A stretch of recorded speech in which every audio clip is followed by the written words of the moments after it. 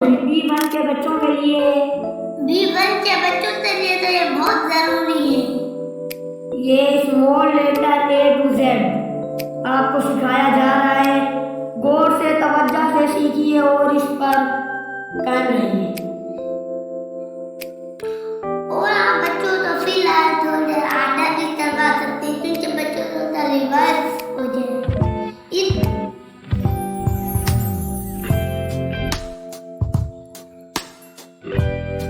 Page बहुत महंगे और अनजानी मेरी बहन एक ही लाइन में 20-20 का लिख रही है कि 3-4 दिन का काम एक पेज पे आ जाए।